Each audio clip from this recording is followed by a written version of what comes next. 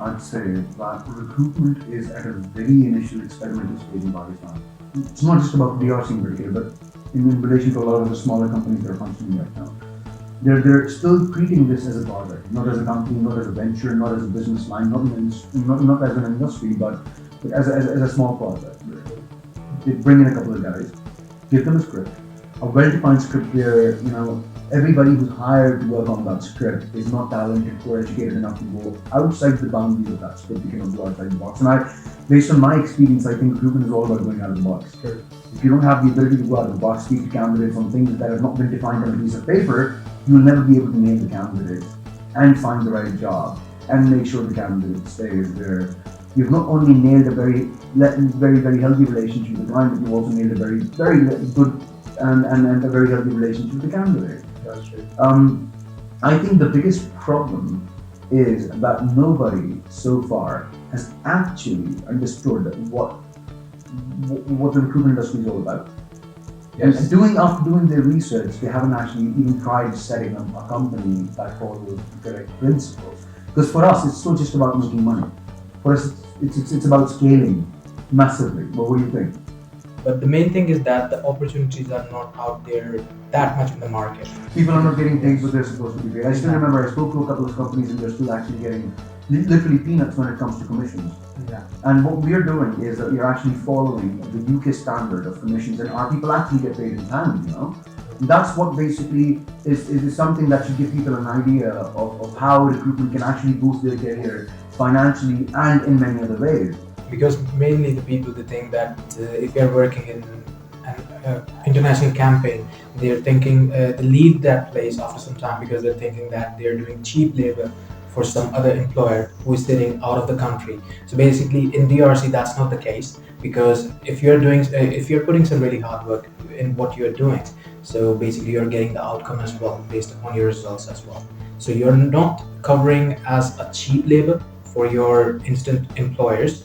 So basically you are doing what you have to do, and as you know, money is a byproduct. If you're putting in the right effort in this industry without thinking that it is a call center or such field, so you can make something really good out of it. I'll give you an example that I give to a lot of people when I'm having interview sessions with them, just to give you an idea of how I try to change people's narrative. So imagine this. You've worked in a call center for like 4 or 5 years, right? You've built up your experience within that sector, within that project, or within that campaign, as we call it. And let's say after 5 years, the company got shut down or you got fired, right? You started off on a lower salary, you came onto a higher salary because you nailed that campaign or that project or whatever product that they're actually selling. Once you're out from that company, it's obvious, since you've actually spent 5 years in a call center, your directive would eventually be to go and find another job in a call center, right? So let's say they go to another call center, they're having an interview session, they're sitting with those guys, and this is how the conversation goes down, right? So the guy goes and tells them, I've got 5 years of experience selling tractors or microwave problems for service for a call center, as a campaign. And on the other end of the table, the guy who's interviewing that candidate simply says, all right, that's good, you've got experience in call centers. What's your salary expectation? The guy quotes a higher figure. And the interviewer goes ahead and says, listen, you're quoting as a higher figure because you've got experience in your field in that particular campaign, but the product that we deal with is completely different as compared to what you were dealing with before. So experience-wise, other than speaking to people on the phone, you've got no technical experience in our field. We are a different call center that deals with a different project. So the only thing we can pay you on the basis of is your language skills. And the guy goes like, okay, how much are you going to pay me then? And then they quote him a very low figure, and the guy says, no, I was not taking this amount of money in my previous company. And they say, well, that's because that previous company was a different company. But if we are paying you on the basis of your language skills, we will pay you this much because we can get a guy who can speak as good as you in this rate in the market. The biggest stigma and problem for these guys in the next coming years and the years that we're standing in as of now is that they have got nothing to justify their value. The company decides how much they're supposed to be paid. Because to me, speaking in English is not a skill, it's just a language. And unfortunately, the call center industry in Pakistan has turned that into a skill, and they're getting cheap labor, and the company decides, like for example, there are call centers that are probably paying people 50 or 60K a month, QKR, right? And then all of a sudden, a big company comes into the market, starts paying them 100K. They run their operations for a couple of years. They shut down. They, like for example, in Corona, if you remember, there were companies. I'm not going to name them in this podcast session, but there were companies who literally fired 300 to 400 people in a single instant. Right? They went out in the market, started, and then that batch was actually a batch that was getting paid anywhere between 90 to 100K PKRP back in those days.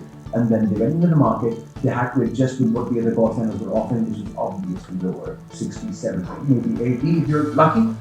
And then the company opened its doors again, they went back. Right. And I think one of the other reasons why the market is failing to them is that I realize is that they don't consider this as a career perspective, to be honest, because they don't really understand how much potential this industry has in the world. Let's talk about recruitment in particular. Recruitment in Pakistan is not a very well-known fact as of now, right? Let's say you're earning 100,000 rupees a month and you're working for a call center for like 5 years. I think we discussed this example. Yes. So you're working in a call center for like 5 years. On the 12th month of the 5th year, how much money would you have in your pocket? Well, I think I've spent it all because You have 100K. 100K. The salary for your 12th month, right? Sure. How much experience do you have? 5 years. 5 years. Zero. Skills. Zero. Yeah, no experience at all in call centers. Zero. Just regarding that product. Zero. Yeah. I'm sure a lot of people would eventually not believe, but we've got people billing 15 to 20,000 pounds a month while sitting in Pakistan. And that's literally not even the average revenue of an entire company that's functioning. Sure. Let me ask you now. You're working in recruitment, you've had a very good success in DRC, you started from the bottom, you took a job. Where do you see yourself as you keep heading in this direction in the next 5 years? Well, I think I've mentioned this one in my previous videos as well. I think sky's the limit here. I feel like I can. That clarifies the vision for you, right? Now, all of a sudden, now you know I can see what the term vision is. Exactly. Exactly my point. Sure. Exactly my point.